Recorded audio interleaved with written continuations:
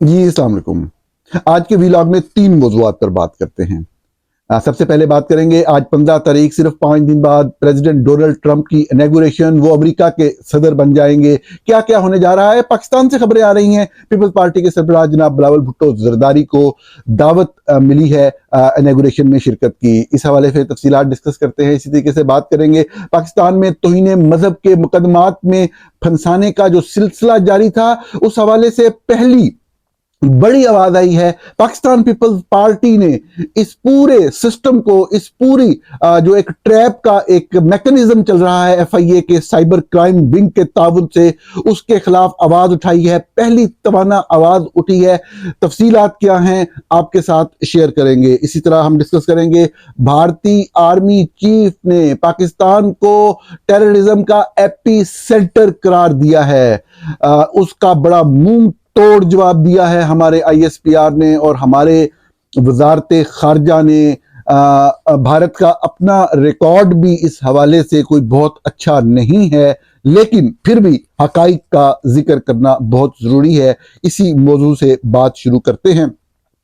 بھارتی جو عہدیداران ہیں ان کی وزارت خارجہ کے یا ان کی فوج کے لوگ، وہ گاہے بگاہے پاکستان کے بارے میں اس طرح کی باتیں یا الزامات لگاتے رہتے ہیں، جن میں بعض حوالوں سے کوئی باتیں ٹھیک بھی ہوتی ہیں، زیادہ تر پروپیگنڈا ہوتا ہے، اور اس کا جواب ریسیپروکیٹ پاکستان کی طرف سے بھی کیا جاتا ہے۔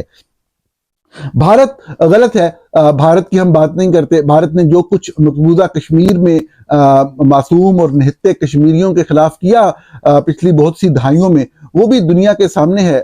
صرف کشمیر ہی نہیں، اور بھی بہت سے ریجنز میں جس طریقے سے بھارتی ریاست نے جو آوازیں، اٹھنے والی آوازیں تھیں، ان کو دبانے کے لیے جو ہتھ کنڈے اٹھائے، ان کو کسی بھی طور پہ جائز قرار نہیں دیا جا سکتا۔ لیکن میں ہمیشہ عرض کرتا ہوں اپنے دوستوں سے کہ ہمارا مسئلہ پاکستان ہے۔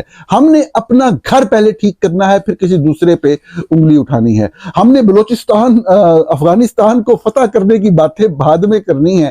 پہلے ہم سندھ کو، بلوچستان کو، خیبر پختونخوا کو، کشمیر کو، گلگت بلتستان کو تو اپنا بنا لیں۔ تو میں مطلب میرا ایک سوچ کا اینگل یہ ہوتا ہے کہ یہ جو ہمارے بعد بڑے جذباتی اور جہادی سوچ اور نظریات اور ایکسپینشنسٹ ڈیزائن رکھنے والے دوست ہوتے ہیں، تو میں ان کی باتوں کو رد نہیں کرتا، میں ان کی خواہشات کو مارنے کی کوشش نہیں کرتا۔ میں صرف ان کو تھوڑی سی کوشش کرتا ہوں کہ تھوڑی سی ریئلسٹک اپروچ ہو جائے۔ حقیقت یہ ہے کہ میں خود بھی یقینی طور پہ پاکستانی سوسائٹی کے اندر ہی پلا بڑا اور انہی جذباتی سوچوں کو رکھتے ہوئے پروان چڑھا۔ تو انسان وقت کے ساتھ سیکھتا ہے، اور میں یہ سمجھتا ہوں کہ جو گھر کی بات ہے وہ بالکل ہونی چاہیے۔ گھر کی بات چھپانی نہیں چاہیے۔ باتیں چھپانے سے معاملات بڑھتے ہیں، پرابلمز بڑھتی ہیں، کبھی بھی ختم نہیں ہوتی۔ پرابلم جب سامنے آتا ہے تو اس کو حل کرنے کے چند مراحل ہوتے ہیں، وہ بڑے تکلیف دہ، بڑے صبر کے ساتھ ان کے عمل درآمد کرنے کے وہ بہت سارے مراحل سے گزر کے آپ کسی مشکل سے کو ختم کرتے ہیں، اس سے چھٹکارا حاصل کرتے ہیں۔ لیکن ناظرین، سب سے پہلی چیز ہوتی ہے کہ تشخیص ہو جانا۔ جب تک آپ مرض کی تشخیص ہی نہیں کریں گے، آپ کے جسم کے اندر کینسر ہو اور آپ اس کو درد سمجھ کے پین کلر یا ڈسپرین کھاتے رہیں، آپ چاہے 10 سال کھاتے رہیں، آخر میں آپ مر جائیں گے، بڑی تکلیف دہ موت مریں گے، کیونکہ آپ نے جان بوجھ کے، کوشش کر کے، نیتاً آپ چھپاتے رہے کہ آپ کے اندر جو ہے وہ تکلیف جو ہے وہ بہت زیادہ ہے، اور آپ صرف پین کلر کھا کے گزارے کرتے رہے۔ آپ کو پہلا جو مرحلہ ہوتا ہے وہ تشخیص کا ہوتا ہے۔ آپ کو تشخیص کرنی پڑتی ہے ہمارے اندر ٹیررزم کا کینسر ہے، ہم نے ایکسٹریمزم کا کینسر اپنے اندر پلنے دیا، اور وہ بڑا ہو کے وہ جو گلا ہوا حصہ تھا جسم کا، وہ کینسر کی شکل اختیار کر چکا ہے۔ یہ کینسر ہمارے جسموں میں پلانٹ کرنے میں ہمارے اپنے ادارے فوج نے، ہماری اپنی انٹیلیجنس ایجنسی ISI نے مرکزی کردار ادا کیا۔ یہ سلسلہ جو ہے وہ ویسے تو 1970s میں شروع ہوا، لیکن باقاعدگی سے جب جنرل ضیاء الحق کا اقتدار آیا اور امریکنز کو ضرورت پڑی افغانستان کے اندر جو ہے وہ رشینز کو کنٹین کرنے کی، تو انہوں نے ہمیں بتایا. دیکھیں چند چیزیں فیکٹ ہوتی ہیں, چند چیزوں پہ ڈس ایگریمنٹ نہیں ہو سکتا, رائے کا اختلاف ہو سکتا ہے, فیکٹس کا اختلاف نہیں ہوتا. آپ جتنے بھی مرضی بڑے عالم ہیں, میں بھی علماء کے قدموں میں بیٹھا ہوں, میں نے بھی بہت پڑھا ہے, میرا بھی تھوڑا بہت مطالعہ ہے, مجھے بھی کچھ سمجھ ہے چیزوں کی, عالم میں بالکل نہیں ہوں, مجھے کوئی علم کا دعویٰ نہیں ہے, لیکن آپ کو ماننا پڑے گا کہ آپ کے جو جہاد کے کنسپٹ تھے آپ کے ریلیجیس لٹریچر کے اندر, وہ کہیں چھپے ہوئے تھے, دبے ہوئے تھے, ان کو اٹھایا امریکہ نے تھا, آپ کو سمجھایا امریکہ نے تھا. وہ ریفرنسز نکال کے, جن میں سے بہت سارے ضعیف تھے بائی دا وے, وہ آپ کے اہل حدیث اور دیوبند مکتبہ فکر کے مولویوں کو جو پلانٹ کیا تھا وہ امریکہ نے سعودی عرب کے ذریعے کیا تھا. یہ آپ کو ماننا چاہیے.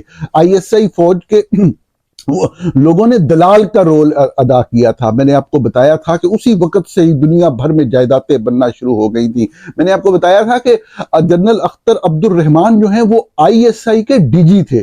آپ تاریخ اٹھا کے دیکھ لیں, جیسے ہی امریکنز آئے ہیں فوری طور پہ جنرل اختر عبد الرحمان جو ہے انہوں نے سب سے پہلے اپنے بچوں کو جو ہے وہ امریکہ کے حوالے کرنے کی کوشش کی اور ان کو یہاں شہری بنانے اور پڑھنے پڑھانے کی کوشش کی. اور کوئی پرابلمز لیگل ایسے ہوئے کہ امریکہ کے ریکمنڈیشن پہ ہی ان کو کینیڈا کی پھر سٹیزن جو ہے جنرل اختر عبد الرحمان کے بیٹوں کو اسی وقت ہی 1978 میں ہی. تو یہ مطلب اس طریقے سے یہ معاملہ چلے فوج کی دلالی کے جو تھے. لیکن ہمارا موضوع معاشرے کے اندر پایا جانے والا کینسر, وہاں سے ہمیں بتایا گیا کہ جہاد کیا ہوتا ہے, کیسے کرنا ہے, کس طریقے سے کرنا ہے. سی آئی اے نے وہ سارے کردار جو ہیں وہ ادا کیے سعودی بہت سارے لوگوں اور ان کے پاکستان میں رابطوں کے ذریعے, اور پھر پیسہ بھی دیا اور پھر اسلحہ بھی دیا, ہتھیار بھی دیا. ہمارے گلی محلوں کے بچوں کو, ہمارے مڈل کلاس, ہمارے غریب گھروں کے بچے جو کہ باہر نکلتے, کسی اکنامک ایکٹیویٹی میں حصہ لیتے یا پڑھتے اور آگے نکل جاتے یا کسی بڑے شہر میں چلے جاتے پاکستان کے اندر ہی, ان لوگوں کو یہ بتایا گیا کہ جو دین مصطفیٰ صلی اللہ علیہ وسلم ہے اس کے بچانے کا وقت آ پہنچا ہے, اور یہ وقت افغانستان میں ہے اس ٹائم پہ. اور اس کے لیے ان کو بتایا گیا کہ ہمارے احکامات جہاد کے حوالے سے کیا ہیں, جو کہ بالکل غلط تھے. جہاد کا ایسا کوئی کنسیپٹ نہیں ہے. جہاد اسلامک جو نظام ہے اس کے اندر بھی جہاد صرف ریاست کال کر سکتی ہے, اور ڈکلیئرڈ, یہ بڑی اہم بات ہے. بہت سارے لوگ اس کو کنفیوز کرتے ہیں کہ ریاست خفیہ انداز میں نہیں جہاد کا اعلان کر سکتی کہ نہیں خفیہ جہاد ہو رہا ہے. ریاست ڈکلیئر کرتی ہے کہ ہم یہ جہاد کر رہے ہیں, اور پھر وہ جہاد ہوتا ہے. اگر ہم وہ اسلام والے سسٹم کی بات کر رہے ہیں, ادروائز موجودہ اسٹیٹ کے سسٹم کے اندر تو صاف ظاہر ہے کہ آرمیز بن گئی ہیں تو آرمی ہی لڑیں گی, لیکن ہمارے بچوں کو نکال کے ان کی برین واشنگ کی گئی, ان کی گرومنگ کی گئی, اور یہ والے ایک ڈفرنٹ طرح کے گرومنگ گینگز تھے پاکستان کے اندر, اور جنہوں نے بچوں کو آمادہ کیا اور ان کو جا کے لڑایا. اور اتنی زیادہ انوالومنٹ تھی امریکہ کی کہ ہم نے دیکھا کہ جب ہیلری کلنٹن ایوان پارلیمنٹ کے اندر جب جواب دے رہی تھی لوگوں کے سوالوں کا, تو انہوں نے, اور جب بہت زیادہ تنقید ہوئی پاکستان کے اوپر, تو ہیلری چونکہ پاکستان کے دوستوں میں شامل ہوتی ہیں, ڈیموکریٹ ہیں, تو ہیلری نے بڑا کلیئرلی کہا کہ we must admit that what kind of role we had played in that region in late 1970s, کہ ہم نے رشیا کو جب کنٹین کرنا تھا تو ہم نے کیا رول وہاں پلے کیا. وی imported the Wahhabi brand of اسلام ان پاکستان, کہ ہم نے جو وہابی برانڈ آف اسلام, میں کوئی اہل حدیث لوگوں کو ٹارگٹ نہیں کر رہا, یہ جو لفظ اس نے استعمال کیا وہ بتا رہا ہوں. وہ کہنا چاہ رہی تھی کہ ہم سعودی عرب سے جو ایک جہادسٹ آئیڈیالوجی والا جو حصہ تھا اس کو ہم نے زیادہ پرومیننٹ کر کے وہاں پہ انجیکٹ کیا, تو اس کا پھر ہم نے خمیازہ بھگتا, اور ہم آج تک بھگت رہے ہیں. ہم نے اپنے بچوں کو پہلے افغانستان جہاد کے لیے بھیجا, پھر کشمیر جہاد کے لیے بھیجا. جب ادھر کشمیر والے میں بھی انڈیا نے جو ہے وہ پہلے مار کھاتے رہے اور بعد میں انہوں نے کہا جی نہیں ہونا سی مقابلہ کرنا ہے, تو پھر یہ آپ کو پتہ ہے کہ جب اگلا مقابلے پہ تیار ہو جائے تو یہ پھر بھاگتے ہیں, اور ان کا بھاگنا بھی دیکھنے والا ہوتا ہے بائی دا وے, اس میں کوئی تمسخر اڑانے والی بات نہیں ہے, یہ حقیقت ہے, فیکٹس ہے, سچ ہے. ہم نے دیکھا ہے پچھلے 40-50 سالوں میں یہ جب بھاگتے ہیں تو پھر کس طرح سے بھاگتے ہیں. پھر یہ بھاگے, اب یہ بھاگ تو آئے کشمیر سے, انہوں نے آ کے پاکستان کے اندر جہاد شروع کر دیا. ٹھیک ہے, پھر کیا کیا ہوا آپ نے دیکھا, پوری دنیا سے دہشت گرد جو ہے پاکستان کے اندر اکٹھے ہوئے. بات یہ ہے کہ ہم نے یہ جو بیانیے پھیلتے ہیں, ناظرین یہ بڑی اہم گفتگو ہے, اس کو سمجھیے پلیز. آپ میں سے بہت سارے لوگ, مجھے یقین ہے کہ میرے یہ جو ویڈیو سن رہے ہیں, میرے سننے والوں میں سے آدھے سے زیادہ وہ لوگ ہوں گے جو میرے کچھ جاننے والے بھی ہوں گے، میری فیملی کے افراد بھی ہوں گے، ان میں سے زیادہ تر لوگ وہ ہوں گے جو یہ کہتے ہیں کہ جو 9/11 ہوا تھا وہ ہوا ہی نہیں تھا. اچھا، یہ ان کو پورا یقین ہوتا ہے کہ نہیں ہوا تھا. آپ یقین مانیں یہ بڑی کمپلیکیٹڈ بات ہے کہ ایک ہی لمحے وہ یہ سوچتے ہیں کہ 9/11 ہوا ہی نہیں. اچھا، وہی لوگ جو کہتے ہیں ہوا ہی نہیں، وہ یہ بھی کہتے ہیں کہ یہ یہودیوں نے کیا تھا، اور جس دن ہوا تھا اس دن کوئی یہودی جو ہے وہ ورلڈ ٹریڈ سینٹر کی بلڈنگ میں نہیں تھا. اب یہ وہ باتیں جو صاف ظاہر ہے جھوٹ ہیں، سفید جھوٹ ہیں، بالکل غلط بات ہیں. کوئی اس طرح کی بات نہیں تھی، اور یہ جھوٹ پھیلائے گئے، اور بڑے پڑھے لکھے، بڑے قابل لوگ، بڑے اچھے مسلمان، بڑے اچھے سچ بولنے والے، بڑے معتبر لوگ، جن کی بات سن کے آپ کہتے ہیں یار یہ بندہ تو بڑا مطلب لرنڈ بندہ ہے، بڑا قابل آدمی ہے، اور بڑا ایماندار بندہ ہے، بڑا سنسیئر آدمی ہے. وہ بندہ بھی یکدم آپ کے بات کرے گا نہیں 9/11 تے ڈرامہ ہی سینا تھا، تہن تے پتہ ہی ہے، پھر انہوں نے آپ ہی کرایا. تو وہ اس طرح کر کے بات کرتے تھے، اور بندہ جو ہے وہ مطلب پانی کی طرح بہ جاتا ہے. بندہ کہتا ہے اس سے بندہ آپ کیا بات کرے. جو بندہ اس لیول کے اوپر پہنچا ہوا ہو اپنے مینٹل ڈسکورس کے اندر، بیسیکلی یہ ایکسٹریمسٹ آئیڈیالوجی ہے. یہ آئیڈیالوجی یہاں سے آپ جو ہے نا وہ اپنے بچوں کے اندر ان کے ذہنوں کے اندر نفرت کی بنیاد رکھ رہے ہوتے ہیں، جھوٹ کی بنیاد رکھ رہے ہوتے ہیں. کسی سے نفرت کرنے کے لیے جھوٹ کا تڑکا لگانا بنیادی ترین شرط ہوتی ہے. اور پھر وہ جب بچہ بڑا ہوتا ہے تو وہ بجائے کریٹو تھنکر بننے کے، سوچنے کے کہ یہ دنیا کیسے بنی، یہ چیز کیسے بن رہی ہے، یہ سائنس کیا ہے، یہ سائنس کے فارمولے کیا ہیں، یہ چیز کیسے بنتی ہے، مطلب وہ یہ سوچتا ہے کہ یہ دو دھاگے ہیں تو ان کو جوڑنے کے لیے میں سوئی ایجاد کر لیتا ہوں. تو ہمارے ہاں آپ نے دیکھا کہ سوئی تک ایجاد نہ ہو سکی، اور ہم وہ کوئی آج سے 1000 سال پہلے کے چند 3-4 کریکٹرز کا ذکر کر کے اپنے بچوں کو کہتے ہیں کہ جی سائنس کا آغاز ہم نے کیا تھا. حقیقت یہ ہے، یہ بڑا بنیادی معاملہ ہے جو ہم اپنے بچوں کو 9/11 کے بارے میں بتاتے ہیں، بجائے ان کو بتانے کے کہ یہ 9/11 جو ہے. بلکہ بعض لوگ جن کو تھوڑا بہت پتہ بھی ہے وہ بھی اسامہ بن لادن پہ ڈالتے ہیں. حقیقت یہ ہے کہ جو 9/11 کا بنیادی منصوبہ ہے، جو اب تک کی پوری انویسٹیگیشن کنکلوڈ ہو چکی ہے، جو ہر چیز اسٹیبلش ہو چکی ہے، ثابت ہو چکی ہے کہ اس کا اصل منصوبہ ساز جو ہے وہ خالد شیخ محمد تھا، جو بیسیکلی ایک پاکستانی فیملی سے تھا. چاہے وہ فیملی کسی اور ملک میں رہ رہی تھی، لیکن اس کا سارے کنیکشنز جو ہیں وہ مختلف ممالک میں تھے، اور مسلسل وہ پاکستان آتا تھا. اور ناظرین، جس وقت 9/11، یہ یاد رکھیے گا، فیکٹس ہیں، آپ کو تکلیف ہو رہی ہوگی بہت سارے لوگوں کو سنتے ہوئے، لیکن پلیز سنیں کہ جب 11 ستمبر ہو رہا تھا، جب ورلڈ ٹریڈ سینٹر پہ حملے ہو رہے تھے، تو خالد شیخ محمد جو کہ اسامہ بن لادن سے رابطے میں رہا تھا، اس نے اس کو منصوبہ بتایا تھا کہ میں یہ کروں گا. اور صاف ظاہر ہے کہ وہ ایک طرح سے القاعدہ سے لنک ہو گیا اس کا، لیکن یہ اس کا اپنا منصوبہ تھا. اس کے اپنے بھرتی کیے ہوئے لوگ تھے امریکہ کے اندر، وہ لے کے آیا اور ان کو ٹریننگ دلوائی اور سارا کچھ کیا. اور جس وقت 11 ستمبر 2001 کو ورلڈ ٹریڈ سینٹر سے یہ طیارے ٹکرا رہے تھے، تو خالد شیخ محمد کراچی کے ایک انٹرنیٹ کیفے میں بیٹھا ہوا لائیو یہ مناظر دیکھ رہا تھا. یہ دیکھیں، یہ حقیقت ہے، یہ سچ ہے. آپ چاہے جتنے بھی مذہبی ہیں، آپ یہ سچ اپنے بچوں کو ضرور بتائیں. اس سچ سے ان کے مذہبی عقیدے متاثر نہیں ہوں گے. کوئی ان سے اللہ تعالیٰ کے بارے میں، اللہ کے نبی کے بارے میں، اللہ کے نبی کے احکامات کے خلاف ان کے ذہن میں کوئی بات نہیں جائے گی. سچ کے اوپر بنیاد رکھیں اپنی معلومات کی، جھوٹ کی طرف نہ لے کے جائیں. جھوٹ ہی آپ کو ایکسٹریمزم اور پھر آپ کے ذہن کو ختم کرتے ہوئے وہ تباہیوں اور ذلتوں کی طرف لے کے جاتا ہے، اور آپ علم کی طرف، شعور کی طرف، آگہی کی طرف نہیں جا سکتے. یہیں سے وہ رمزی یوسف کون تھا، وہ کہاں سے پکڑا گیا، دنیا کے سب سے بڑے بڑے ٹیررسٹ کہاں پناہ لیتے رہے، وہ کہاں سے پکڑے گئے، کہاں سے برآمد ہوئے. ہمیں ان چیزوں پہ سوچنا ہے. آپ نے لشکر طیبہ بنائی تھی کشمیر میں لڑنے کے لیے، جب انہوں نے تھوڑے بہت ڈان سوٹا کیا، وہ ادھر آ گئے. انہوں نے پاکستان کے اندر کیا کیا عذاب بھرتی کیے. میں نے آپ کو بتایا پروگرام کے اندر کہ جب میرے اوپر حملہ ہوا تو مجھے حکومت پاکستان نے آفیشلی انفارم کیا کہ آپ کے اوپر حملہ کرانے کے لیے لشکر طیبہ کے فلاں مدرسے کے لوگوں کو استعمال کیا گیا. مجھے حکومت پاکستان بیٹھی بتا رہی ہے میرے سامنے، آفیشلی انفارم کر رہی ہے. یہ کوئی بات ہے کرنے والی کہ آپ ان دہشت گرد لوگوں کو پہلے پالتے پوستے اور پھر اپنے ہی لوگوں کے خلاف استعمال کرتے ہیں. آپ کیا یہ سپہ صحابہ جو بنی، کیا یہ جنرل ضیاء کے دور میں نہیں بنی؟ کیا انہوں نے پاکستان کے اہل تشیع لوگوں کو جو بہت ہی کم تعداد میں ہیں ان کو ایک ریلیجیس مائنورٹی کا شکل دینے کی کوشش نہیں کی؟ کیا ان کو ایلیمنیٹ کرنے کی کوشش نہیں کی؟ کیا ہمارے شہروں کے اندر ہر روز ایک اہل تشیع ڈاکٹر یا اہل تشیع سے تعلق رکھنے والا کوئی مسلمان مارا نہیں گیا؟ ان کافروں نے کیا کیا قیامتیں برپا نہیں کی؟ یہ تمام کیا تنظیمیں ختم ہو گئی ہیں؟ کیا اہل سنت والجماعت جو کی جیسی دہشت گرد جماعت وجود نہیں رکھتی پاکستان کے اندر؟ کیا یہ لوگ یہاں سے نکل کے ٹیررزم نہیں کرتے؟ جو بھارت غلط کرتا ہے ہم اس کو بھارت غلط کہتے ہیں۔ میں نے اگلے دن آپ کے سامنے ڈسکس کیا کہ جناب ماجد نظامی بڑے زبردست صحافی ہیں اور انہوں نے مسلسل رپورٹنگ کی کہ کس طریقے سے پاکستان کے اندر چند جہادی تنظیموں سے تعلق رکھنے والے لوگ مارے گئے اور ان کے پیچھے را کا ہاتھ ہے۔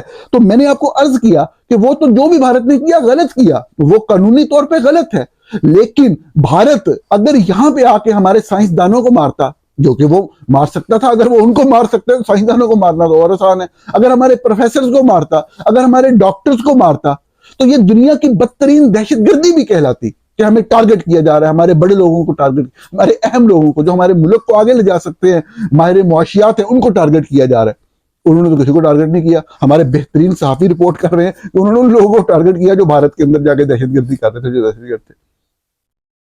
یہی چیز ہے نا، تو آپ کے کنڈکٹ میں اور ان کے کنڈکٹ میں ایک فرق نظر آتا ہے کہ آپ تو اپنے اوپر کرٹیسائز کرنے والوں کو، کہ ساجد بلوچ جو ہے وہ سویڈن میں آ گیا، آپ نے وہاں مار دیا، آپ کریمہ بلوچ کینیڈا میں آ گئی، آپ نے وہاں مار دی، آپ نے بلوچستان کے اندر قیامت صغریٰ برپا کی ہوئی ہے بلوچ لوگوں کے اوپر۔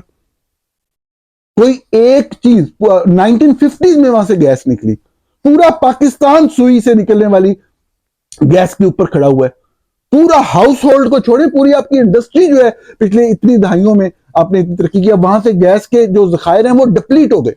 اب آپ خیبر پختونخوا کو ایکسپلائٹ کر رہے ہیں، آپ لوگوں کو حقوق دیتے نہیں ہیں، لوگوں کو ایکسٹریمزم کی طرف مائل کرتے ہیں، پروموٹ کرتے ہیں، انکریج کرتے ہیں، بھرتی کرتے ہیں وغیرہ لوگوں کو۔ کیا یہ جھوٹ ہے کہ آپ طالبان کے گروہوں کو ساتھ چلتے رہے ہیں؟ کیا یہ جھوٹ ہے کہ آپ گڈ طالبان اور بیڈ طالبان کی بات کرتے رہے ہیں؟ کون سے گڈ طالبان تھے؟ کیا انہوں نے گردنیں نہیں کاٹی ہوئی تھی لوگوں کی؟ کیا یہ غلط ہے کہ آپ نے طالبان کو واپس لا کے بسایا ہے، آپ کی فوج کے ادارے نے بسایا ہے، اور آپ سیاستدانوں پہ الزام لگا رہے ہیں؟ یا اگر میں تو یہاں تک کہتا ہوں کہ سیاستدانوں نے اگر کیا بھی صحیح، تو آپ کے لوگ کیوں انوالو تھے وہاں پہ؟ فوج کا ادارہ کیوں ڈائریکٹلی انوالو تھا؟ آپ کیسے کہہ سکتے ہیں آپ ایپی سینٹر آف ٹیررزم نہیں ہے؟ دنیا کا کسی بھی حصے میں ٹیررزم اور لنک آپ کا نکلتا ہے، آپ کے لوگ انوالو ہوتے ہیں، آپ نرسریاں فراہم کر رہے ہیں۔ کیا یہ جھوٹ ہے؟ بنیادی مسئلہ صرف یہ ہے، میں یہ کہنا چاہتا ہوں، میرے بیان کیے ہوئے حقائق میں ناظرین میں مانتا ہوں، میں کوئی حرف آخر نہیں ہوں، میری کہی ہوئی باتوں میں سے چند باتیں غلط ہو سکتی ہیں یا مس لیڈنگ ہو سکتی ہیں، میں مانتا ہوں اس بات کو، لیکن کیا تمام باتیں میں غلط کر رہا ہوں؟ کیا یہ حقائق نہیں ہے؟ کیا ہم نے تشخیص نہیں کرنی کہ یہ کینسر ہمارے اندر موجود ہے اور اس کینسر کا علاج کرنے کے لیے سب نے اکٹھے ہو کے آگے نہیں چلنا؟ جس کا پہلا مرحلہ فوج کا، وہ تمام کام جو وہ کر رہی ہے، خصوصاً جو کاروبار کر رہی ہے، وہ چھوڑ کے واپس اپنے پروفیشنل رول پہ چلے جانا ہے، نہیں تو پاکستان کو ناظرین کوئی نہیں بچا سکے گا۔ یہ بہت اہم چند حقائق تھے وہ آپ کے سامنے رکھنے تھے۔ اسی طریقے سے بلاول بھٹو پہ آنے سے پہلے میں آپ کے ساتھ توہین مذہب کے کیسز کے حوالے سے ناظرین ہم نے رپورٹ کیا کہ 400 سے زائد ینگ بچوں کو جو ہے وہ پچھلے 3 سالوں کے اندر جب سے پی ڈی ایم کی شریف فیملی کی حکومت آئی ان کے خلاف کیسز کا اندراج ہوا، بچوں کو پکڑا گیا، اور جب دیکھا گیا تو زیادہ تر لوگ جو ہیں وہ ایک ٹریپ کے اندر آئے، ایک آن لائن ٹریپ کے اندر آئے۔ ایک بلاسفیمی بزنس گروپ کا ہم نے ذکر کیا، ہم نے پنجاب پولیس کی اسپیشل برانچ کی ایک رپورٹ کا بھی ذکر کیا جس کے اندر اسی جو بلاسفیمی کے حوالے سے ایک بزنس بنا کے لوگوں کو ٹریپ کر کے پھنسا کے اور پھر ان کے خلاف کیسز اندراج کرانا، ایف آئی اے کے سائبر کرائم ونگ کے چند لوگوں کے ساتھ مل کر، اور پوری منی ٹریل ان کی جو بینکنگ ٹرانزیکشن اور ساری تفاصیل آپ کے سامنے فیکٹ فوکس نے رکھی۔ اس میں سب سے اہم چیز یہ تھی کہ جو پنجاب پولیس کی جو رپورٹ تھی اس نے تو بلاسفیمی بزنس گینگ کے ایک رول کا ذکر کیا، لیکن ہم نے آپ کو تعداد بتائی اور یہ بتایا کہ ان میں سے تعداد تو بہت زیادہ ہے، سینکڑوں میں ہے، شاید 1000 کے قریب ہے یا اس سے کراس کر چکی ہے، لیکن اس میں 400 بچے، ینگ بچے ہیں، جوان بچے ہیں، تعلیم یافتہ بچے ہیں، ڈاکٹرز، انجینئر ہیں، اس کے اندر پی ایچ ڈی ہیں، مذہبی فیملی سے تعلق رکھنے والے لوگ ہیں، لیکن وہ پھنس گئے ہیں، ان کو پھنسا دیا گیا ہے۔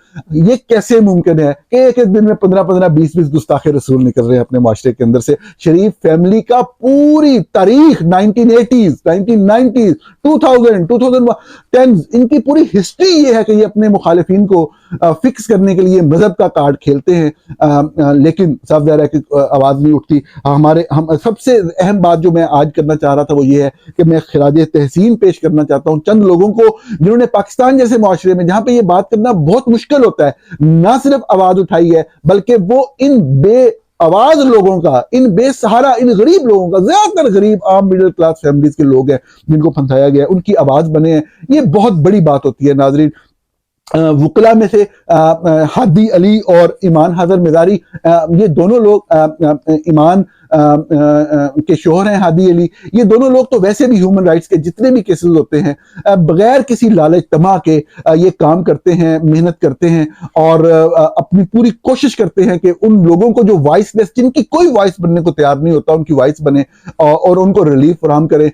اس کو جتنا بھی اپریشیٹ کیا جائے، جتنی بھی تعریف کی جائے، یہ کم ہے۔ ایسے لوگ ہمارے معاشرے میں سے ختم ہو چکے ہیں۔ آپ یقین مانیں کہ جب یہ چیز شروع ہوئی تو کوئی بندہ بولنے کو تیار نہیں تھا، کوئی آواز اٹھانے کو تیار نہیں تھا۔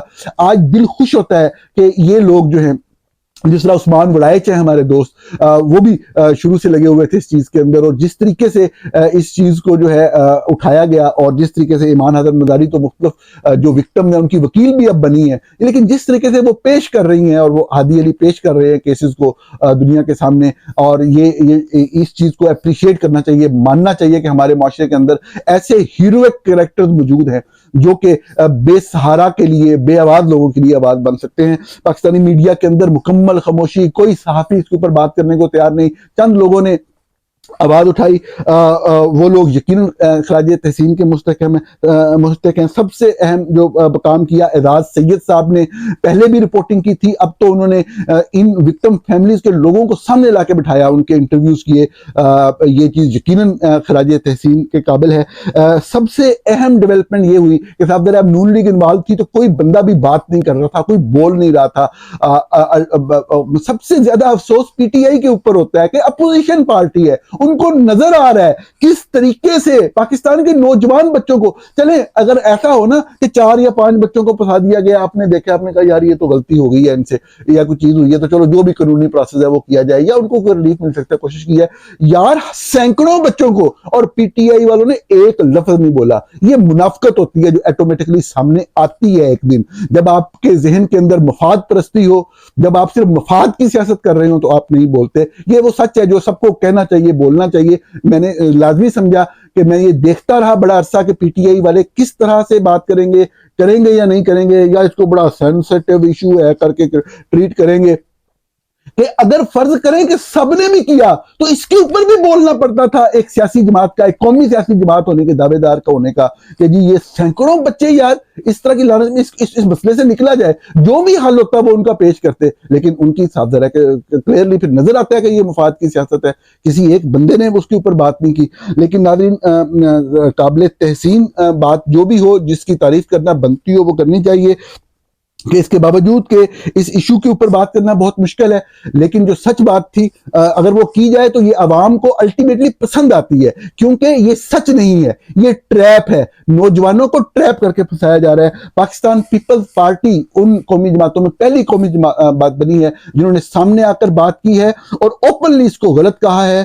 میں آپ کو 2-4 چیزیں بتاتا ہوں کہ بھتہ خوری کے لیے توہین مذہب کے من گھڑت مقدمات میں لوگوں کو پھنسانا قابل تشویش ہے۔ پاکستان پیپلز پارٹی، یہ بیان نوائے وقت میں چھپا ہے، میں نے لنک بھی دیا ہے ڈسکرپشن میں، آپ اس کو پڑھیے گا۔